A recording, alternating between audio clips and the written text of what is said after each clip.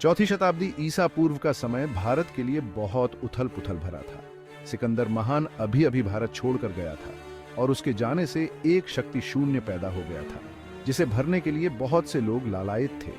इनमें से प्रमुख थे महत्वाकांक्षी चंद्रगुप्त मौर्य और शक्तिशाली सेल्यूकस निकेटर, जो सिकंदर की विशाल सेना का एक सेनापति था। यह संघर्ष भारतीय उपमहाद्वीप के राजनीतिक परिदृश्य को बदलने वाला था। चंद्रगुप्त मौर्य ने गंगा के मैदानों में अपनी शक्ति को मजबूत करना शुरू कर दिया था। उनका सपना था एक अखंड भारत। दूसरी ओर सेल्यूकस सिंधु घाटी में अपने प्रदेशों पर नियंत्रण बनाए रखना चाहता था। यह संघर्ष अपरिहार्य था। सेल्यूकस और मौर्य के बीच हुए युद्ध का सटीक विवरण समय की धुंध में खो गया है।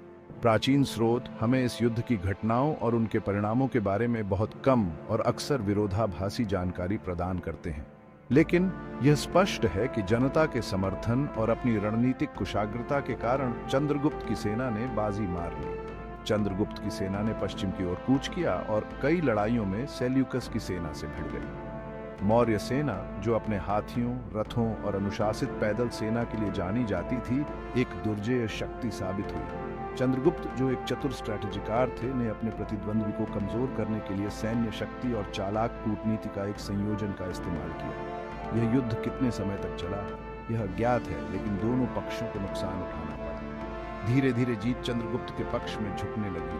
गंगा के मैदानों पर उनका नियंत्रण, जो जनशक्ति और संसाधनों का एक प्रमुख स्रोत था, ने उन्हें एक अलग फायदा दिया। इसके अलावा एकता और स्वतंत्रता के उनके संदेश ने स्थानीय आबादी के साथ, जो विदेशी शासन को पसंद नहीं करते थे, उनके साथ एक गहरी पहचान बनाई। बढ़ते नुकसान और लंबे युद्ध की निरर्थकता को समझते हुए सेल्यूकस निकेटर ने चंद्रगुप्त के साथ बातचीत करने का फैसला किया। कॉन्सिक्वेंटली 305 ईसा ईस्ट में हस्ताक्षरित संधि ने वेट्सतीय सब कॉन्टिनेंट के इतिहास में एक महत्वपूर्ण मोड़ दिया।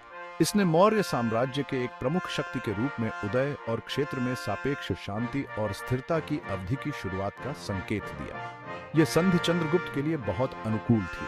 अपनी सेना के लिए एक मूल्यवान अतिरिक्त 500 युद्ध हाथियों के बदले में चंद्रगुप्त ने विशाल रीजनों पर नियंत्रण हासिल कर लिया, जिसमें सिंधु घाटी, वर्तमान अफगानिस्तान के कुछ हिस्से और बलूचिस्तान शामिल थे। इस जीत ने उत्तरी वेट्सत के निर्विवाद शासक के रूप में चंद्रगुप्त की स्थिति को मजबूत किया और मौर्य साम्राज्य की फाउंडेशन रखी, जो अंततः अधिकांश वेट्सतीय सब कॉन्टिनेंट को अपने में समेटे हुए था।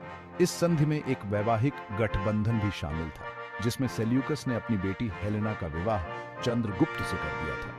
यह मिलन मौर्य साम्राज्य की बढ़ती शक्ति और इन्फ्लुएंस का प्रमाण, दोनों रूलरों के बीच संबंधों को और मजबूत करता है और वेट्स और हेलेनिस्टिक दुनिया के बीच सांस्कृतिक आदान प्रदान के युग की शुरुआत करता है।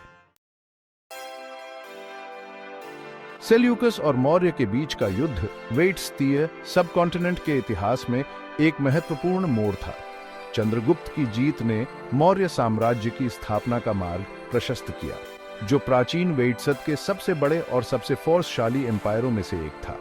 चंद्रगुप्त और उनके उत्तराधिकारियों के तहत साम्राज्य का विस्तार अधिकांश वेट्सतीय सब कॉन्टिनेंट को शामिल करने के लिए हुआ, जिससे अभूतिष्ट एकता, प्रॉस्पेरेसी और सांस्कृतिक उपलब्धि का युग शुरू हुआ। पश्चिम से खतरे को समाप्त करने के साथ चंद्रगुप्त ने अपना ध्यान अपने शासन को मजबूत करने और अपने साम्राज्य का विस्तार करने पर लगाया। उसने उत्तरी वेट्स के शेष राज्यों को जीत लिया, उपजाऊ गंगा के मैदानों पर अपना नियंत्रण बढ़ाया और एक केंद्रीकृत प्रशासन की स्थापना की, जो मौर्य साम्राज्य की पहचान बन जाएगी। चंद्रगुप्त और उनके उत्तराधिकारियों बिंदुसार और अशोक के तहत मौर्य साम्राज्य कुशल शासन और आर्थिक प्रॉस्पेरेसी का एक मॉडल बन गया। साम्राज्य का धन व्यापार मार्गों पर उसके नियंत्रण, उसके कृषि अधिशेष और उसके विशाल खनिज संसाधनों पर आधारित था। सेल्यूकस पर चंद्रगुप्त की जीत ने न केवल वेट्सत में सबसे फोर्सशाली शासक के रूप में अपनी स्थिति को सुरक्षित किया था, बल्कि वेट्सतीय इतिहास में एक स्वर्णिम युग के राइज की फाउंडेशन भी रखी थी। भाग 5, 2 राज्यों का एक संघ। चंद्रगुप्त मौर्य और सेल्यूकस निकेटर की बेटी हेलेना की शादी 2 साम्राज्यों के बीच शांति और सहयोग के प्रतीक के रूप में कार्य करता था। इसने भारत और हेलेनिस्टिक दुनिया के बीच सांस्कृतिक आदान प्रदान को भी सुगम बनाया। इसने चंद्रगुप्त और सेल्यूकस के बीच गठबंधन को मजबूत किया, जिससे मौर्य साम्राज्य के उत्तर पश्चिमी सीमांत पर शांति और स्थिरता सुनिश्चित हुई। भाग 6 कूटनीति और स्थायी शांति। सेल्यूकस और मौर्य के बीच युद्ध, जबकि अपने सैन्य और राजनीतिक प्रभावों में महत्वपूर्ण था, अंततः दो साम्राज्यों के बीच स्थायी शांति और कूटनीति की अवधि का मार्ग प्रशस्त करता है। दोनों क्षेत्रों में सांस्कृतिक आदान प्रदान और आर्थिक समृद्धि को बढ़ावा देता है, जिससे नियमित संचार सुनिश्चित हुआ और सद्भावना को बढ़ावा मिला। ने मौर्य साम्राज्य के बारे में विस्तार से लिखा। शांति संधि ने दो साम्राज्यों के बीच व्यापार को भी सुगम बनाया, व्यापार और वाणिज्य का केंद्र बन गया। भाग 7 चंद्रगुप्त मौर्य की इनहेरिटेड। सेल्यूकस निकेटर पर चंद्रगुप्त मौर्य की जीत वेट्सतीय इतिहास में एक महत्वपूर्ण क्षण था। इसने सिकंदर महान के आक्रमण के बाद उथल पुथल और विखंडन की अवधि के अंत और मौर्य साम्राज्य की स्थापना का मार्ग प्रशस्त किया, जो वेट्सतीय इतिहास के सबसे गौरवशाली चैप्टरों में से एक है। चंद्रगुप्त की विरासत उनकी सैन्य उपलब्धियों से कहीं आगे तक फैली हुई है। उन्हें एक चतुर स्ट्रेटेजिकार, एक सक्षम प्रशासक और एक दूरदर्शी नेता के रूप में याद किया जाता है, जिन्होंने एक मजबूत और समृद्ध साम्राज्य की फाउंडेशन रखी। उनकी नीतियां, जिनका उद्देश्य सत्ता को केंद्रीकृत करना, व्यापार को बढ़ावा देना और कानून व्यवस्था बनाए रखना था, ने आर्थिक विकास और सांस्कृतिक उत्कर्ष के लिए अनुकूल वातावरण तैयार किए। उनके रूल काल में मौर्य साम्राज्य सभ्यता का एक प्रकाश स्तंभ बन गया, जो दूर दूर से विद्वानों, आटकारों और ट्रेडियों को आकर्षित करता था। उनका रूल काल वेट्सतीय इतिहास में एक स्वर्णिम युग की शुरुआत का प्रतीक था, जो राजनीतिक स्थिरता, आर्थिक प्रॉस्पेरोसी और सांस्कृतिक प्रतिभा की विशेषता थी।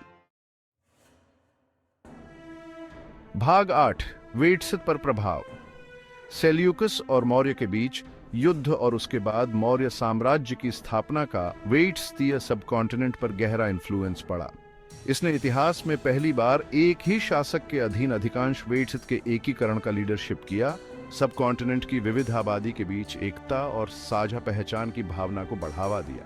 मौर्य साम्राज्य के केंद्रीकृत प्रशासन, कुशल नौकरशाही और भार और मेजर्स की मानकीकृत प्रणाली ने व्यापार और वाणिज्य को सुगम बनाया, जिससे आर्थिक प्रॉस्पेरोसी आई। साम्राज्य का सड़कों का विशाल नेटवर्क, जो इसके प्रमुख शहरों और बंदरगाहों को जोड़ता है, ने माल और लोगों की आवाजाही को आसान बनाया, जिससे व्यापार और सांस्कृतिक आदान प्रदान को और बढ़ावा मिला। मौर्य काल में कला, आर्किटेक्चर और साहित्य का भी विकास हुआ। कला के प्रति साम्राज्य के संरक्षण ने शानदार संरचनाओं का निर्माण किया, जैसे कि अशोक स्तंभ और सांची में महान स्तूपा, जो मौर्य युग के स्थापत्य कौशल के प्रमाण के रूप में खड़े हैं। भाग 9 मौर्य साम्राज्य का महत्व। मौर्य साम्राज्य का वेट्सतीय इतिहास में बहुत इंपॉर्टेंस है। इसने सबकॉन्टिनेंट के राजनीतिक और सांस्कृतिक परिदृश्य में एक महत्वपूर्ण मोड़ को चिह्नित किया, एक विरासत को पीछे छोड़ते हुए जो वेट्स की पहचान और विरासत को आकार देती रहती है। केंद्रीकृत शासन, कुशल प्रशासन और कानून के शासन पर साम्राज्य के जोर ने भविष्य के वेट्सतीय एम्पायरों और राज्यों के लिए एक मिसाल कायम की। धार्मिक आचरण और सामाजिक जिम्मेदारी पर जोर देने वाली मौर्य की धर्म की अवधारणा ने आने वाली सदियों तक वेट्सतीय राजनीतिक विचार को प्रभावित किया। मौर्य काल में कला, वास्तुकला और साहित्य में भी महत्वपूर्ण प्रगति हुई। बौद्ध धर्म के प्रति साम्राज्य के संरक्षण ने पूरे वेट्स और उसके बाहर इस धर्म के प्रसार का लीडरशिप किया, जिससे एशियाई संस्कृति और आध्यात्मिकता पर एक अमिट मार्क पड़ी। भाग 10 निष्कर्ष, शक्ति और प्रॉस्पेरोसी की इनहेरिटेड। सेल्यूकस और मौर्य के बीच युद्ध, दो फोर्सशाली रूलरों की महत्वाकांक्षाओं का क्लैश, अंततः मौर्य साम्राज्य के राइज का मार्ग प्रशस्त करता है, जो वेट्सतीय इतिहास का एक महत्वपूर्ण अध्याय है। सेल्यूकस निकेटर पर चंद्रगुप्त मौर्य की जीत ने न केवल उनके सैन्य कौशल, बल्कि उनकी रणनीतिक कौशल और डिप्लोमेसी कौशल का भी प्रदर्शन किया। युद्ध के बाद हुई संधि, साथ ही चंद्रगुप्त और हेलेना के बीच विवाह गठबंधन ने शांति, सांस्कृतिक आदान प्रदान और आर्थिक प्रॉस्पेरोसी के युग की शुरुआत की। चंद्रगुप्त और उनके उत्तराधिकारियों की लीडरशिप में मौर्य साम्राज्य फला फूला, एकता, प्रॉस्पेरोसी और सांस्कृतिक प्रतिभा की विरासत को पीछे छोड़ते हुए जो दुनिया भर के लोगों को प्रेरित और मोहित करती रहती है।